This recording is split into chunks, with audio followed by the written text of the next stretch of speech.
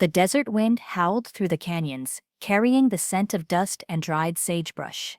The sun was sinking behind the hills, painting the sky in streaks of red and gold. Clint Eastwood rode alone, his long coat fluttering with every gust of wind. His horse, a sturdy black stallion, moved at a steady pace, its hooves kicking up small clouds of dust along the worn-out trail. Clint had been riding for days, his canteen was nearly empty, and his stomach gnawed at him, reminding him he hadn't eaten since dawn. But he wasn't one to complain. Life had made him tough, and he had learned long ago that the desert didn't care about a man's hunger. As he reached the top of a small ridge, he pulled on the reins and scanned the valley below. A tiny church stood alone in the middle of the wasteland, its wooden frame worn by time. Beside it, a small house with a crumbling roof leaned slightly, as if struggling to stand against the wind. Smoke curled from its chimney.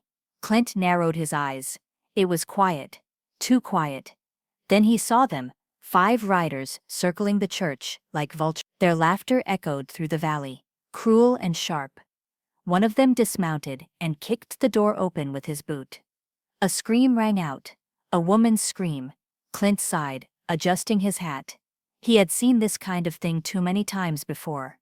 Outlaws preying on the weak. They thought the world belonged to them, that no one would dare stand in their way. But today, they were wrong. Clint nudged his horse forward, his hand resting on the worn handle of his revolver. He wasn't looking for trouble, but trouble had a way of finding him. The riders laughed as they kicked open the church doors, their heavy boots clattering against the wooden floor. Inside, a lone nun stood trembling, clutching a wooden cross to her chest.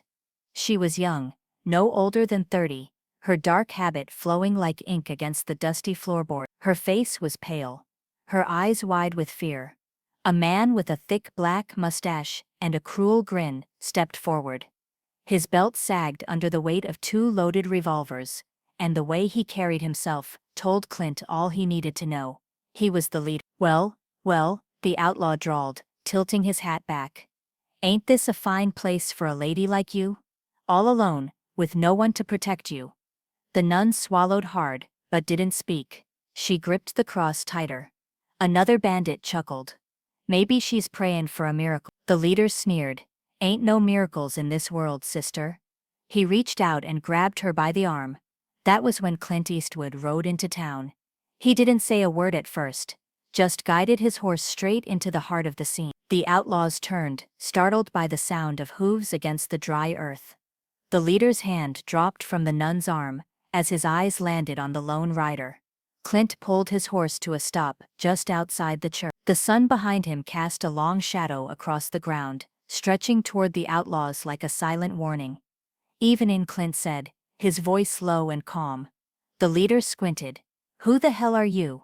Clint didn't answer. He just slowly climbed off his horse, dusting off his coat like he had all the time in the world. "I asked you a question," the outlaw said, his hand twitching near his gun. Clint looked up, meeting the man's gaze. His eyes were like cold steel, steady, unreadable. "You fellas look like you're up to no good." The leader scoffed. "What's it to you?" Clint took a slow step forward. "I don't like men who hurt women. That's what." The tension thickened. The air was so still you could hear the wind brushing against the chapel's broken window. One of the bandits shifted nervously. "Boss, maybe we should just shut up," the leader snapped. His hand inched toward his revolver. "Listen, mister, you got no business here. Ride on, and we won't put you in the ground." Clint exhaled slowly. Then he did something that made every man in that town stop breathing. He smiled. A slow, knowing smile, like he'd already figured out how this was going to end. "I'll tell you what," Clint said. "How about you let the lady go and I won't put you in the ground?" The leader barked a laugh. "You got a death wish, old man?" Clint's smile faded. "Not today." And then, the outlaw went for his gun. But Clint was faster. The leader's hand barely touched the grip of his revolver, before bang. A single gunshot split the air. The outlaw froze, his face contorted in shock, as his pistol slipped from his fingers and clattered to the ground. Blood seeped through the sleeve of his coat. Clint hadn't aimed to kill, just to warn. The other bandits hesitated. Their leader clutched his arm, His breath ragged. His eyes darted to Clint, now standing steady, his revolver still raised. The barrel of the gun was still smoking. "Go on," Clint muttered. "Try again." No one moved. The nun, still gripping her wooden cross, stared at Clint with wide, disbelieving eyes. The wounded outlaw gritted his teeth. His pride was bleeding just as much as his arm. "You son of a..." Bang! Clint fired again, this time at the ground near the outlaw's boot. Dust flew up, and the man stumbled back, cursing. "That was a warning," Clint said, his voice steady. "Next one won't be." One of the other bandits swore under his breath. "Boss, let's just get out of here." But the leader wasn't ready to back down. He clenched his jaw, glaring at Clint with pure hatred. "You just made a big mistake, stranger." Clint holstered his gun, slow and deliberate. "Ain't the first time someone told me that." The bandit leader spat on the ground, his good hand twitching at his side. "We ain't done, you hear me?" Clint tilted his head. "Sure sounds like you are." The outlaws hesitated, but when Clint took a step forward, they caved. They mounted their horses, shooting him looks of fury and humiliation. The leader, still holding his bleeding arm, was the last to leave. He pointed at Clint before turning his horse toward the hill. "You better sleep with one eye open, mister." Clint didn't flinch. He just watched as the gang rode off, dust rising behind them like a bad memory. Only when they were gone did he turn to the nun. She was still standing in the doorway of the church, her breathing unsteady. Her hands shook as she pressed the cross against her chest. Clint gave her a nod. "You all right, ma'am?" For a moment she didn't answer. It was as if she was still trying to process what had just happened. Then her lips parted, and she whispered, I think so." Clint stepped closer. "They hurt you?" She shook her head quickly. "No, but they would have." Her voice wavered. "Thank you, you saved me." Clint nodded again. He didn't need thanks. He just did what needed to be done. But the way the nun looked at him, like he was some kind of miracle, made something inside him shift. He wasn't a saint. Never had been. He'd done things in his past that still haunted him. But today, at least for one person, he had been on the right side of things. And for now, that was enough. The nun stood in the doorway of the small church, her hands trembling as she lowered the wooden cross. The fear was still in her eyes, but there was something else too. Relief. Gratitude. Clint took a slow step forward, the dust settling around his boot. "You got a name, ma'am?" She hesitated, as if unsure whether to trust him. Then she straightened her back and spoke softly. "Sister Mary." Clint gave a small nod. "Name's A faint smile crossed her lips, but it quickly faded as she glanced toward the open desert, where the outlaws had disappeared. "They'll come back, won't they?" Clint exhaled, looking at the fading trail of dust on the horizon. "Maybe." Sister Mary swallowed hard. "They were looking for supplies. Food, water. I told them I didn't have much, but they didn't care." Her voice wavered. "They said they'd take what they wanted, and if I fought back, they'd burn this place to the ground." Clint's jaw tightened. He had seen men like that before. Wolves who fed on fear, who didn't care who they hurt as long as they got what they wanted. "They've been terrorizing travelers for months," Sister Mary continued. "They robbed a family passing through last week, shot the father, left the mother and children to fend for themselves." She shuddered. "They have no mercy." Clint adjusted his hat. "Then I reckon it's time someone showed him what it feels like to be hunted." Sister Mary looked at him, a mixture of hope and concern on her face. "You'd stay? Help protect the church?" Clint didn't answer right away. He wasn't the type to put down roots. He never had been. But he knew he couldn't ride away knowing those outlaws would be back, knowing what they would do to this woman if he left. He sighed. "Yeah, I'll stay." A breath of relief escaped her lips. "Thank you." Clint tipped his hat. "You best get inside, sister. Lock the doors. I got work to do."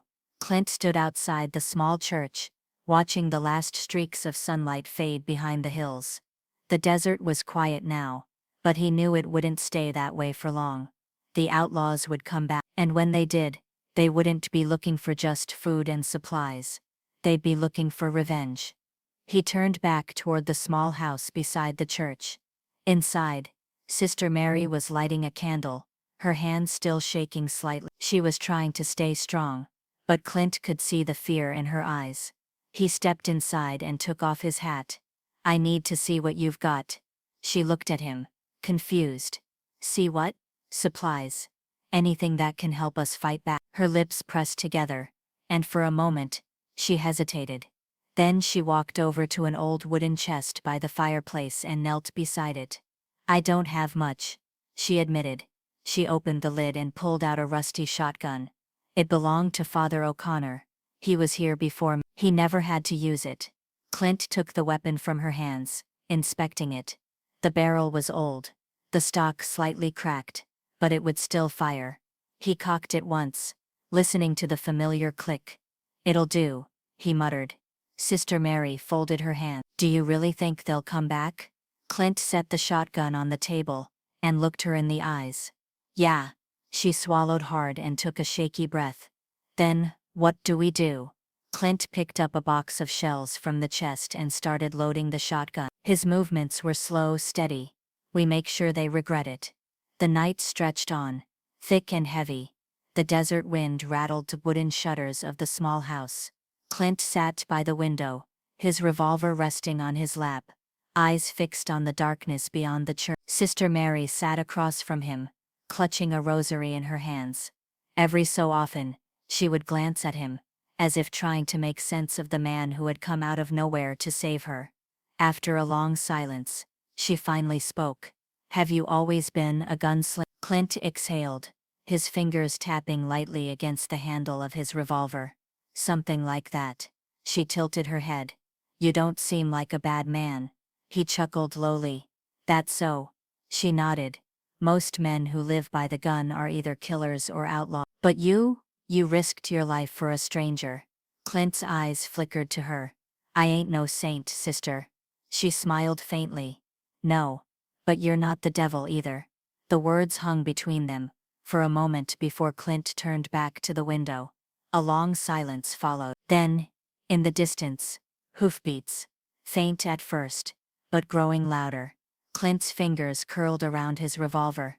"They're here." Sister Mary's breath hitched. She clutched the rosary tighter. "God help us." Clint stood, his face unreadable. He stepped toward the door, pausing just long enough to glance back at her. "God helps those who help themselves, sister." Then he stepped outside, into the dark, waiting for the fight to begin. The hoofbeats grew louder, thundering across the dry earth. The night swallowed everything else. The wind, the crickets, even the rustling of the trees. All that remained was the sound of vengeance approaching. Clint stood in front of the church, his stance relaxed but ready. The shotgun rested against his shoulder, his revolver strapped tight to his hip. The stars above barely lit the desert, but he didn't need to see. He could feel them coming. Sister Mary stood, just inside the doorway, her hands gripping the wooden frame so tightly her knuckles turned white. And then, out of the darkness they came. 5 riders. Same as before. But this time, they weren't laughing. This time, they rode with purpose. The leader, his arm still wrapped in a dirty bandage, pulled his horse to a stop just a few yards away. His face was twisted with rage. "I warned you," he spat. Clint didn't move. "And I ignored you." The outlaw's lip curled. "You're a dead man." Clint exhaled, calm as ever. "I've been dead before." The leader snapped his fingers and his men spread out, circling the church. They were trying to box him in. Big mistake. Clint's eyes flickered to the side. He counted the distance, the angles, the timing. Then, in a single smooth motion, he raised the shotgun. Boom. The closest outlaw was thrown backward off his horse, hitting the ground with a heavy thud. The others barely had time to react before. Boom. Another shot. Another man down. Chaos erupted. The remaining outlaws fired wildly. As Clint ducked behind a wooden cart, bullets whizzed past, splintering the church doorframe. Sister Mary gasped, pressing herself against the wall. But she didn't scream. Clint reloaded the shotgun, his movements quick and practiced. Then he stepped out and fired again. Boom. The third outlaw collapsed, his gun slipping from his hand. Now, only two remained. The leader and his last man. The leader cursed, yanking his revolver from his holster. Kill him. His last remaining outlaw hesitated, glancing at the three men lying still on the ground. His hand shook. He wasn't ready to die, and Clint could see it. You got a choice, Clint called out. Right away. Live. The outlaw's fingers twitched over his gun. His breathing was ragged. Then, without a word, he turned his horse and fled into the night. The leader was alone now, his face twisted with hatred. But Clint saw something else in his eyes too, fear. This ain't over, the outlaw growled. You hear me? Clint leveled the shotgun at him. It is for you. For the first time, the leader hesitated. His fingers tightened around his gun. But he knew, if he drew, he'd die. His nostrils flared. His pride screamed at him to fight. But his survival instincts won out. He yanked the reins, turning his horse sharply. Dust kicked up as he rode off into the darkness. Clint watched until the last of the hoofbeats faded into nothing. Then slowly, he lowered the shotgun. The fight was over. The night was still again, except for the scent of gunpowder hanging heavy in the air. Three outlaws lay sprawled in the dirt, silent, unmoving. One had fled, and the leader, he had run like a coward into the darkness, his pride broken, his threats empty. Clint stood, motionless for a moment, listening. When he was sure it was over, he let out a slow breath and turned toward the church. Sister Mary stood in the doorway, her hands clasped at her chest. Her face was pale, but her eyes, those were full of something else now. Clint slung the shotgun over his shoulder and stepped toward her. You all right? She nodded quickly, but there was something unsteady in her movements. I can't believe it's over. It is, Clint said simply. Her eyes drifted toward the fallen men. She swallowed hard. They would have killed me, wouldn't they? Clint didn't sugarcoat it. Yeah. A shiver ran through her, but she didn't turn away. Instead, she closed her eyes for a brief moment, then whispered, Then I owe you my life. Clint shook his head. Ain't nothin' owed, sister. But she wasn't having it. No, she insisted, stepping closer. You risked everything to protect me, to protect this place. She gestured toward the church. I've been praying for help for weeks. And tonight, God sent me you. Clint chuckled lowly. Don't know if God had much to do with it. Sister Mary smiled, a soft, knowing look. I do. For a long moment, they just stood there, the wind carrying away the last traces of gunfire. Then, Sister Mary reached out, hesitating only for a second, before placing a gentle hand on Clint's arm. Will you stay? Clint glanced toward the open desert. The road stretched on forever, just like it always had. He had never been the type to settle down, never stayed in one place for too long. But as he looked back at the small church, at the woman who had stood strong even when she was terrified, something inside him wavered. For the first time in a long while, he wasn't sure what came next. Maybe, just maybe, this was a place worth staying for.